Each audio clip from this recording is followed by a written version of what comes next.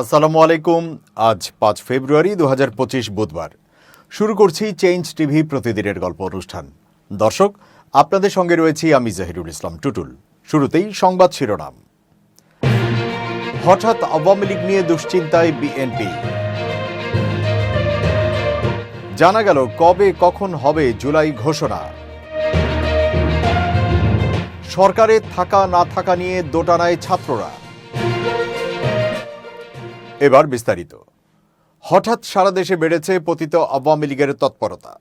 নিষিদ্ধ ছাত্রলীগও নানা অপকর্ম করে বেড়াচ্ছে। এর মধ্যে আওয়ামী লীগ ও ছাত্রলীগের হামলায় আহত হয়েছে বিএনপির বেশ কজন নেতা। এই পরিস্থিতিতে আওয়ামী লীগ নিয়ে নিজেদের অবস্থান পাল্টাচ্ছে বিএনপি। আচমকা আওয়ামী লীগকে নিষিদ্ধ করতে আওয়াজ তুলল দলটি। আওয়ামী লীগ বাংলাদেশে রাজনীতি করতে পারবে না বলে মন্তব্য করেছেন বিএনপির স্থায়ী কমিটির সদস্য সালাউদ্দিন আহমেদ।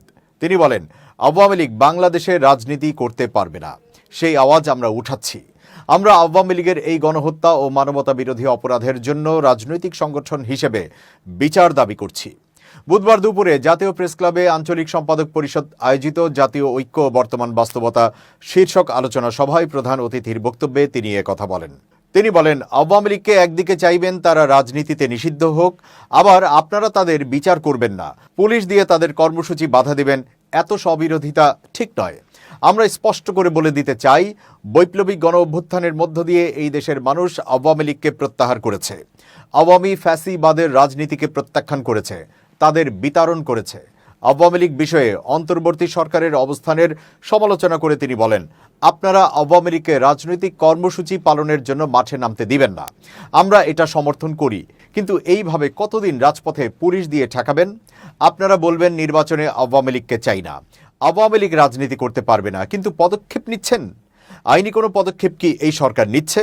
আওয়ামী লীগের বিরুদ্ধে ব্যবস্থা নেওয়ার দাবি জানিয়ে সালাউদ্দিন আহমেদ বলেন, আমরা বলেছিলাম সংবিধানের 47 অনুচ্ছেদ অনুসারে রাজনৈতিক সংগঠন হিসাবে আওয়ামী লীগের বিরুদ্ধে গণহত্যা ও মানবতা বিরোধী অপরাধের জন্য বিচারের ব্যবস্থা করা হোক। সেই অনুযায়ী আন্তর্জাতিক অপরাধ ট্রাইব্যুনালের আইন সংশোধন করার দাবি জানিয়েছিলাম। বিএনপির এই নেতা বলেন, কেউ কেউ বলতে শোনা যাচ্ছে আন্তর্জাতিক অপরাধ আদালতে যাদের বিচার হচ্ছে সেই বিচারে হয়তো অবজারভেশন আসবে আওয়ামী লীগের রাজনীতি বিষয়ে। সেটা অত্যন্ত দুর্বল অবজারভেশন হবে।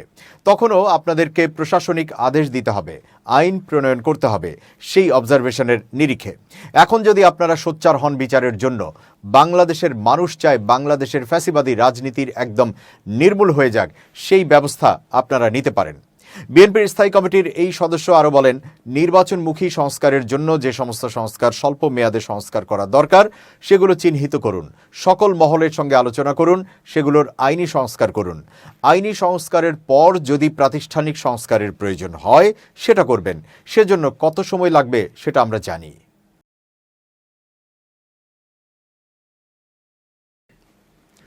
প্রধান উপদেষ্টার প্রেস সেক্রেটারি শফিকুল আলম বলেছেন, জাতীয় ঐকমত্যের ভিত্তিতে বিভিন্ন রাজনৈতিক দল ও জুলাই অভ্যুত্থানে অংশগ্রহণকারী সংশ্লিষ্ট সবার সঙ্গে আলোচনা করে 6 সংস্কার কমিশনের দেওয়া প্রস্তাবিত সুপারিশ থেকে প্রয়োজনীয় সংস্কার চূড়ান্ত হবে। সংস্কার চূড়ান্ত করার পর সবাই জুলাই চার্টার স্বাক্ষর করবে এবং আগামী জাতীয় সংসদ নির্বাচন কবে হবে তা চূড়ান্তভাবে নির্ধারিত হবে। 5 ফেব্রুয়ারি রাষ্ট্রীয় অতিথি ভবন যমুনার বাইরে প্রধান উপদেষ্টার কার্যালয়ে আয়োজিত প্রেস ব্রিফিংয়ে একজন গণমাধ্যম কর্মীর প্রশ্নের জবাবে তিনি কথা বলেন। শফিকুল আলম বলেন, প্রধান উপদেষ্টা অধ্যাপক মোহাম্মদ ইউনূস 6টি সংস্কার কমিশন প্রধানকে নিয়ে ঐকমত্য কমিশন গঠন করেছেন। এই কমিশনের প্রধান অধ্যাপক মোহাম্মদ ইউনূস ও ভাইস চেয়ারম্যান অধ্যাপক আলী রিয়াজ। অন্যান্য 5 কমিশন প্রধানরা এর সদস্য। এই জাতীয় ঐকমত্য কমিশন 6 সংস্কার কমিশনের প্রস্তাবিত সুপারিশ নিয়ে বিভিন্ন রাজনৈতিক দল ও সুশীল সমাজের সঙ্গে আলোচনা ও কথাবার্তা বলবেন। তাদের সঙ্গে বিস্তারিত আলোচনার মাধ্যমে কতটুকু সংস্কার এখনই করতে হবে, কতটুকু পরে করা যাবে, এখনই যা করা হবে তা করতে হলে সাংবিধানিক রিফর্ম প্রয়োজন হবে তা ঠিক করা হবে। বিস্তারিত আলোচনার পর অংশগ্রহণকারী সব রাজনৈতিক দল ও সুশীল নাগরিকদের সবার মতামতের ভিত্তিতে যেসব সংস্কার নিয়ে সবাই ঐকমত্যে পৌঁছাবে সেগুলোতে সবাই স্বাক্ষর করবেন। এই স্বাক্ষরের মাধ্যমে যতগুলো সংস্কার চূড়ান্ত হবে তাই হবে জুলাই চার্টার। এই জুলাই চার্টারের কিছু বাস্তবায়ন অন্তর্বর্তী সরকার করবে, কিছু পরবর্তী সরকার এসে করবে। এই বাস্তবায়নের উপরই নির্ভর করবে আগামী নির্বাচন কি এবছরের ডিসেম্বরে হবে নাকি আগামী বছরের জুনের মধ্যে হবে।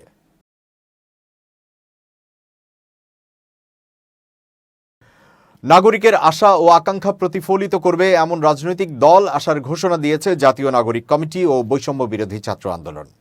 আপনার চোখে নতুন বাংলাদেশ শিরোনামে বুধবার এক যৌথ সংবাদ সম্মেলনে তারা এই তথ্য জানায়। জাতীয় নাগরিক কমিটি ও বৈষম্য বিরোধী ছাত্র আন্দোলন নতুন রাজনৈতিক দল গঠনের উদ্দেশ্যে সারা দেশের নাগরিকদের মতামত গ্রহণের কর্মসূচিও দিয়েছে। এর আগে এক যৌথ বিজ্ঞপ্তিতে দল দুটি জানায়, তরুণ জনগোষ্ঠীর নতুন আকাঙ্ক্ষা ও রাষ্ট্রকল্প তৈরি হয়েছে, কিন্তু বিদ্যমান রাজনৈতিক দলগুলো তা ধারণ করতে ব্যর্থতার পরিচয় দিচ্ছে। ফলে ছাত্র তরুণরা অভ্যুত্থানের মধ্য দিয়ে সৃষ্টি হওয়া নতুন আকাঙ্ক্ষা ও রাষ্ট্রকল্পকে ধারণ করে বাংলাদেশের ফ্যাসিবাদ বিরোধী জনতাকে সঙ্গে নিয়ে একটি রাজনৈতিক দল গঠনের উদ্যোগ নিয়েছে। সংবাদ বিজ্ঞপ্তিতে নাসির উদ্দিন পাটোয়ারি এবং হাসনাত আবদুল্লাহ রাজনৈতিক প্রক্রিয়ায় তৃণমূল ও প্রান্তিক জনগোষ্ঠীর অংশগ্রহণ নিশ্চিত করার প্রতিশ্রুতি প্রকাশ করেছেন।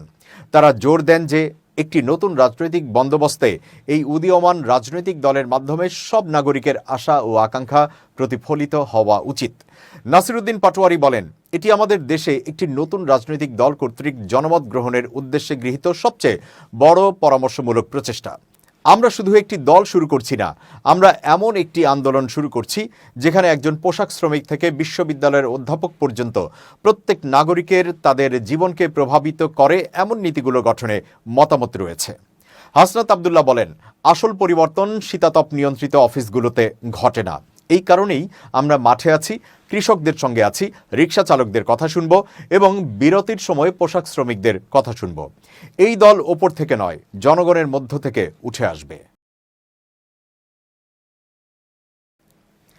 জুলাই বিপ্লবে নেতৃত্ব দেওয়া ছাত্র জনতার নতুন রাজনৈতিক দল আত্মপ্রকাশ করতে যাচ্ছে।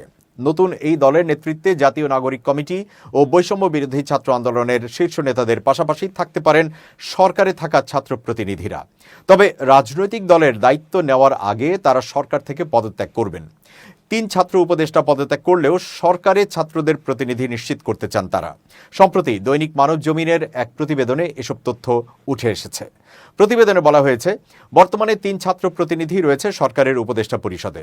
এরা হলেন তথ্য সম্প্রচার এবং আইসিটি উপদেষ্টা নাহিদ ইসলাম, স্থানীয় সরকার এবং যুব ও ক্রীড়া উপদেষ্টা আসিফ মাহমুদ সাজিব ভুঁইয়া এবং উপদেষ্টা মাহফুজ আলম। এই 3 জন ধাপে ধাপে পদত্যাগ করতে পারেন বলে প্রতিবেদনে উল্লেখ করা হয়েছে। এতে আরও বলা হয়েছে, জাতীয় নাগরিক কমিটির যুগ্ম আহ্বায়ক আরিফুল ইসলাম আদিব বলেন, ভবিষ্যতে রাজনৈতিক উদ্যোগে যুক্ত হতে সরকারে থাকা ছাত্রদের প্রতিনিধিদের মধ্যে 1-2 জন উপদেষ্টা পদত্যাগও করতে পারেন। একসঙ্গে 2 জন না 3 জন পদত্যাগ করবেন সেটি চূড়ান্ত হয়নি। একজন নতুন করে উপদেষ্টা পরিষদে যাওয়ার বিষয়ে তিনি জানান, আশা করি একজন উপদেষ্টা পরিষদে আসবেন, তবে এখনো পর্যন্ত তারা চূড়ান্ত সিদ্ধান্ত জানাননি। প্রতিবেদনে আরও বলা হয়, ডক্টর মোহাম্মদ ইউনূসের নেতৃত্বাধীন উপদেষ্টা পরিষদে রদবদল আসতে পারে, নতুন কয়েকজন যুক্ত হতে পারেন উপদেষ্টা পরিষদে। ছাত্ররা চাচ্ছেন সরকারে তাদের একজন প্রতিনিধি থাকুক যিনি রাজনৈতিক প্রক্রিয়ার অংশ ছিলেন না বা হবেন না, তবে এই প্রক্রিয়ায় অভ্যুত্থানের কোনো অংশীজনের সঙ্গে বিরোধ করতেও চান না তারা। বাংলাদেশের সাবেক প্রধানমন্ত্রী শেখ হাসিনা ও তার পরিবারের বিরুদ্ধে 3.9 বিলিয়ন পাউন্ড অর্থ পাচারের অভিযোগে তদন্ত শুরু করেছে বাংলাদেশের দুর্নীতি দমন কমিশন দুদক। এই তদন্তের আওতায় রয়েছেন যুক্তরাজ্যের লেবার পার্টির এমপি ও শেখ হাসিনার ভাতিজি টিউলিপ সিদ্দিক। খবর ব্রিটিশ গণমাধ্যম দ্য টেলিগ্রাফের। রাষ্ট্রীয় অর্থায়িত রূপপুর পারমাণবিক বিদ্যুৎ কেন্দ্র প্রকল্প থেকে আত্মসাৎকৃত অর্থ ব্যবহার করে টিউলিপ সিদ্দিক লন্ডনে 7 লাখ পাউন্ড মূল্যের একটি বিলাসবহুল ফ্ল্যাট কিনেছেন কিনা দুদক তা তদন্ত করছে। এই তদন্তের আওতায় রয়েছেন যুক্তরাজ্যের লেবার পার্টির এমপি ও শেখ হাসিনার বোনের মেয়ে টিউলিপ সিদ্দিক। খবর ব্রিটিশ গণমাধ্যম দ্য টেলিগ্রাফের।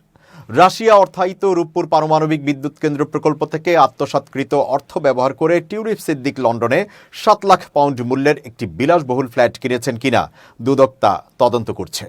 দুদকের এক শীর্ষ কর্মকর্তা ব্রিটিশ সংবাদ মাধ্যম দ্য টেলিগ্রাফকে জানিয়েছেন, তদন্তে পাওয়া গোপন তথ্যের ভিত্তিতে এখন প্রকাশ্যে তদন্ত শুরু করা হয়েছে। দুদকের ওই কর্মকর্তা বলেছেন, টিউলিপ সিদ্দিকের নাম অবৈধ ব্যাংক লেনদেন ও সম্পত্তি ক্রয়ের সঙ্গে জড়িত হিসেবে উঠে এসেছে। অভিযোগ রয়েছে, বাংলাদেশ থেকে মালয়েশিয়ার অফশোর অ্যাকাউন্টের মাধ্যমে অর্থ পাচার করে লন্ডনে এই সম্পত্তি কেনা হয়েছে। তদন্তকারীরা আরও দাবি করছেন, শেখ হাসিনার ঘনিষ্ঠ মহলের জন্য মালয়েশিয়া হয়ে পাচারকৃত অর্থ ব্যবহার করে আরও কয়েকটি সম্পত্তি কেনা হয়েছে। এর মধ্যে রয়েছে ৬.৫ লাখ পাউন্ডের একটি ফ্ল্যাট ও ১.৫৮ মিলিয়ন পাউন্ডের একটি সম্পত্তি, যা টিউলিপ সিদ্দিকের পরিবারের অন্য সদস্যদের নামে রয়েছে। এই কেলেঙ্কারির খবর সামনে আসার পর যুক্তরাজ্যে ব্যাপক আলোচনা শুরু হয়েছে। গত মাসে এই বিতর্কের জেরে লেবার পার্টির সিটি মন্ত্রীর পদ থেকে পদত্যাগ করতে বাধ্য হন টিউলিপ সিদ্দিক। এর আগে ব্রিটিশ প্রধানমন্ত্রী ঋষি সুনাকের নৈতিক পরামর্শদাতা স্যার লরি ম্যাগনাস তদন্ত করে দেখেন যে টিউলিপ সিদ্দিক অসাবধানতাবশত জনগণকে বিভ্রান্ত করেছেন। তবে লেবার পার্টির পক্ষ থেকে দাবি করা হয়েছে, অভিযোগের সঙ্গে প্রকল্পের সময়সীমা মেলানো যাচ্ছে না, কারণ বিতর্কিত সম্পত্তিটি ২০০৪ সালে কেনা হয়েছে, অথচ রূপপুর প্রকল্পের চুক্তি স্বাক্ষর হয় ২০১৩ সালে। বাংলাদেশে শেখ হাসিনার সরকারের পতনের পর থেকেই তার পরিবারের বিরুদ্ধে নানা দুর্নীতির অভিযোগ উঠছে। বর্তমানে শেখ হাসিনা ভারতে অবস্থান করছেন এবং তার শাসনামলে দমন পীড়ন, রাজনৈতিক প্রতিপক্ষকে গ্রেপ্তার ও বিচার বহির্ভূত হত্যাকাণ্ডের অভিযোগও রয়েছে।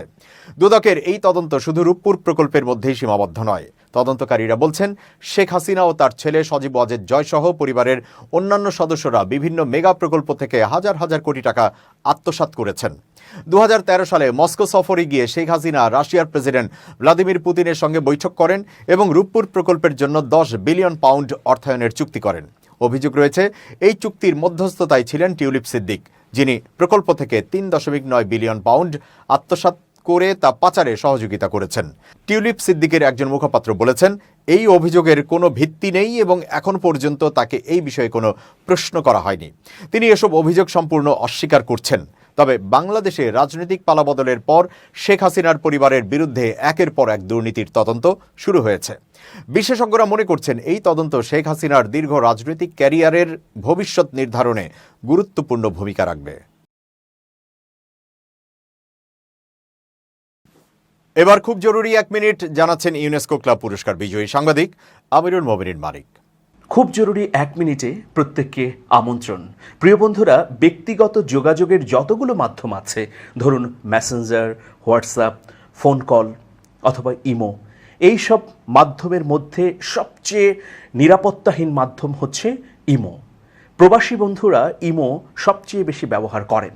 আমরা দেখছি অহরহ ইমো রেকর্ড, ইমো ভিডিও ফাঁস হয়ে যাচ্ছে।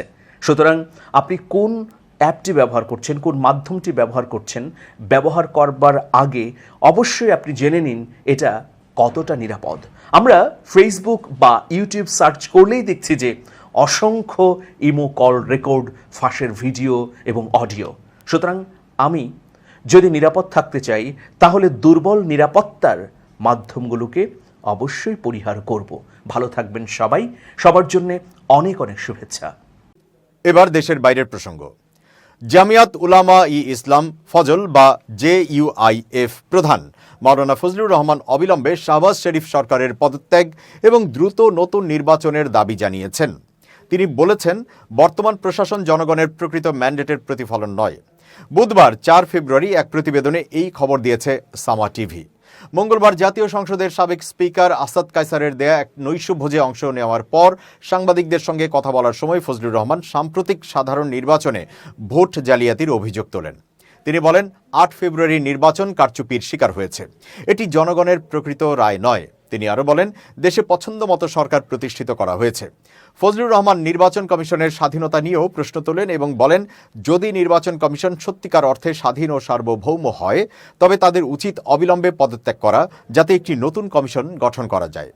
পাকিস্তান তেহরিকে ইনসাফ PTI নেতা আসাদ কায়সার নৈশভোজে উপস্থিত সব রাজনৈতিক নেতাদের ধন্যবাদ জানান। তিনি বলেন, আমি সকল রাজনৈতিক নেতৃত্বের অংশগ্রহণের জন্য কৃতজ্ঞ।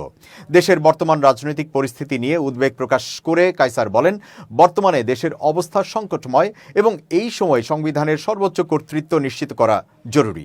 সাবেক প্রধানমন্ত্রী ও আওয়াম পাকিস্তান পার্টি APP এর আহ্বায়ক শাহিদ খাকান আব্বাসি বিরোধী দলগুলোর বৈঠকের পর একটি ঘোষণাপত্র উপস্থাপন করেন।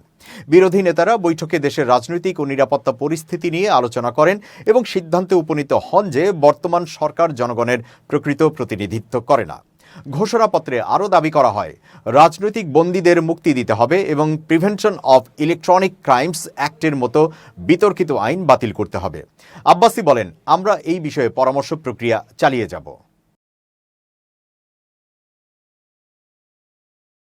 দর্শক, শেষ করছি প্রতিদিনের গল্পের আজকের গল্প। changetv.press বাংলাদেশের ইউটিউব জার্নালিজমের অগ্রদূত। ভিজিট করুন এর ওয়েবসাইট www.changetv.press, youtube.com/changetvpress এবং সাবস্ক্রাইব করুন চ্যানেলটি। নিয়মিত লাইক, কমেন্ট ও শেয়ার করে আপডেট রাখুন নিজেকে। ভালো থাকুন, নিরাপদে থাকুন। শুভেচ্ছা নিরন্তর। changetv.press, এক ফোঁটা হলুদও নেই।